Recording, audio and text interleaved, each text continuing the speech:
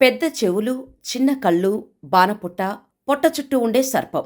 ఈ మొత్తం రూపం వెనుకున్న పరమార్థమేంటో తెలుసా? సెప్టెంబర్ 18 సోమవారం వినాయక చవితి. అప్పుడే ఊరువాడ మండపాలు సిద్ధమైపోతున్నాయి. అయితే వినాయక పూజలు చేయటం కాదు, ఆ రూపం వెనుకున్న పరమార్థం తెలుసుకోవాలంటారు పండితులు. వక్రతుండ మహాకాయ కోటి సూర్య సమప్రభ నిర్విఘ్నం కురుమే దేవా సర్వకార్యేషు సర్వదా. వినాయక చవితి రోజు ప్రారంభమై 9 రోజుల పాటు ప్రత్యేక పూజలు నిర్వహించి 10వ రోజు ఊరేగింపుగా తీసుకెళ్లి గంగమ్మ ఒడికి చేరుస్తారు. ఆ 9 రోజులు ఊరువాడ సంబరమే. అయితే గణపతిని సంబరంగా ఆరాధించాం, ఆడి పాడుతూ నిమజ్జనం చేశాం అన్నది కాదు. భగవంతుడి ఆరాధన ఎంతో కొంత మార్పు తీసుకురావాలి. అప్పుడే అది నిజమైన భక్తి, నిజమైన పండుగ అవుతుంది. మరి లంబోదరుడు నుంచి ఏం నేర్చుకోవాలి? ఆ రూపం వెనుకున్న పరమార్థమేంటి? ఆయన గుణగణాలేంటో ఇప్పుడు చూద్దాం. వినాయకుడిని తలుచుకోగానే బాణపొట్ట, ఆ పొట్ట చుట్టూ సర్పం, వక్రతుండం, 4 చేతులు, ఎలుక వాహనం, చాటంత చెవులు కళ్ల ముందు సాక్షాత్కరిస్తాయి. ఇవన్నీ మనిషికి ఉండాల్సిన సద్గుణాలను చెబుతాయి. పూర్ణకుంభంలా ఉండే గణనాథుడి దేహం పరిపూర్ణమైన ఈ జగత్తుకు గుర్తు. ఏనుగు తల మేధస్సుకు సంకేతం. చిన్న కళ్ళు నిశిత పరిశీలనకు గుర్తు. వక్రతుండం ఓంకార ప్రణవనాదానికి ప్రతీక.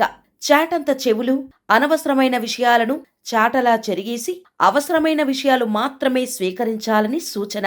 చిన్న నోరు అతిగా మాట్లాడినందువల్ల అనర్థాలే తప్ప ఒరిగేదేమీ ఉండదని సూచిస్తాయి. వినాయకుడు ధరించిన గొడ్డలి ఇహలోక బంధాలు శాశ్వతం కాదని, వాటిని తెంచేసుకోవాలనుకునేందుకు సూచన. ఏనుగులాంటి ఆయన ఆకారాన్ని మోస్తున్న మూషికం ఆశకు చిహ్నం. మూషికం చిన్నగానే ఉన్నా ఎంత దూరమైనా ప్రయాణిస్తుంది, వేగంగా కదులుతుంది. అంటే పట్టుదల ఉంటే దేన్నైనా సాధించవచ్చని అర్థం. వినాయకుడి పొట్ట చుట్టూ ఉండే సర్పం శక్తికి సంకేతం.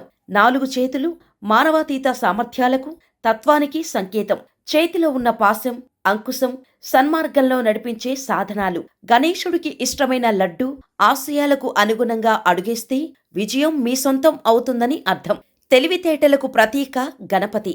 వ్యాసమహర్షి చెప్పిన మహాభారతాన్ని రాసింది గణపతే. మహాభారతం రాయటానికి వ్యాసుడికి ఓ లేఖకుడి అవసరం ఏర్పడింది. గణేశుని కన్నా సమర్థుడైన లేఖకుడు ఆయనకు కనిపించలేదు. తాను చెబుతుంటే రాసిపెట్టాల్సిందిగా కోరాడు వ్యాసుడు. అయితే గణపతి ఓ పరీక్ష పెట్టాలనుకున్నాడు.